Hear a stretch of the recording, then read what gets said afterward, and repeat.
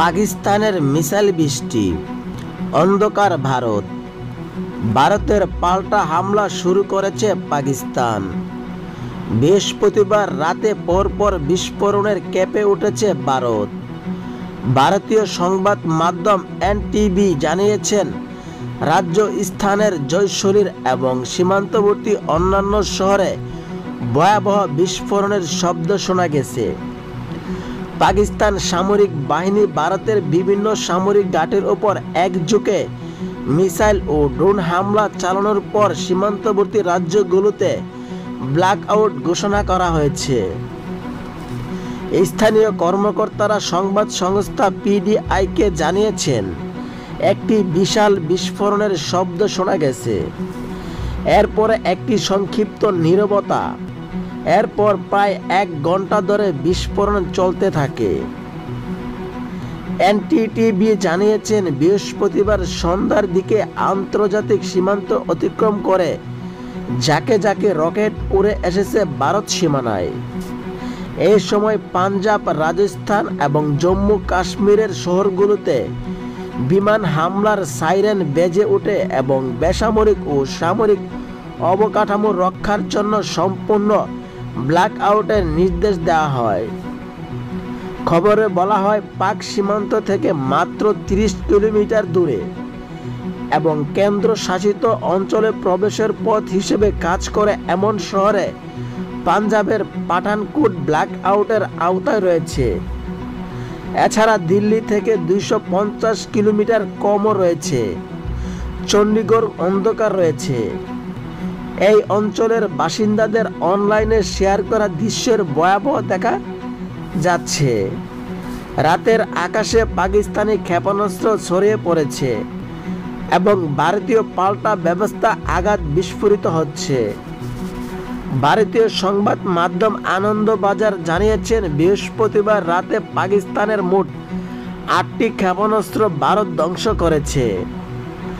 পাক হামলার নিশানায় ছিল মূলত জম্মু কাশ্মীরের বিমানবন্দর, সাম্বা RS-পুরা, আরিনা সংলগ্ন এলাকা।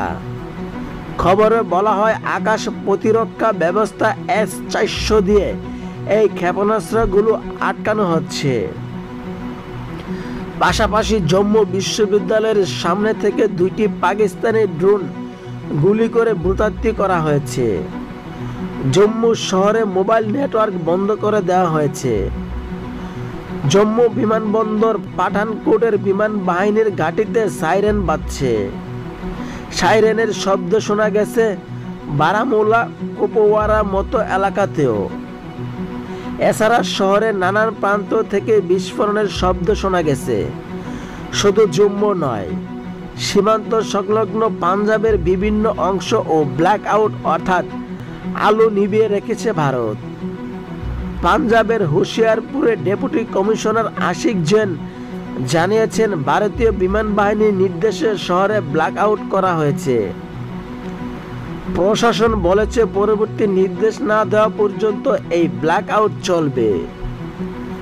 পাকিস্তানের ভয়ে অমৃতসর ও ব্ল্যাক আউট করে রেখেছে ভারত। এর আগে বৃহস্পতিবার সন্ধ্যা ভারতের ক্ষমতাসীন বিজেপি সরকার দাবি করেছেন, পাকিস্তানি সেনাবাহিনী বুধবার রাতেও বৃহস্পতিবার সারাদিন তাদের পাঞ্জাব ও গুজরাট, জম্মু কাশ্মীর সহ দেশের উত্তর ও পশ্চিমাঞ্চলে অন্তত 15টি শহরের সামরিক স্থাপনা লক্ষ্য করে ক্ষেপণাস্ত্র ছুড়েছে। হামলায় তাৎক্ষণিকভাবে হতাহত এবং ক্ষয়ক্ষতির বিষয়ে নিশ্চিত কিছু জানা যায়নি। ভারতীয় সংবাদ মাধ্যম এনডিটিভি জানিয়েছেন, প্রধানমন্ত্রী নরেন্দ্র মোদী নেতৃত্বের সরকার জানায়, পাকিস্তানের এই হামলার জবাবে ভারত পাল্টা আক্রমণে লাহোর সহ একাধিক শহরে সামরিক স্থাপনা হামলা চালিয়েছেন। এর মধ্যে পাকিস্তানের আকাশ প্রতিরক্ষা ব্যবস্থাপকে বিশেষভাবে লক্ষ্য করা হয়েছে। ভারতের পক্ষ থেকে দাবি করা হয়েছে, পাকিস্তানের ছোড়া বেশ কয়েকটি ক্ষেপণাস্ত্র ও ড্রোন আকাশেই ধ্বংস করে দেওয়া হয়েছে।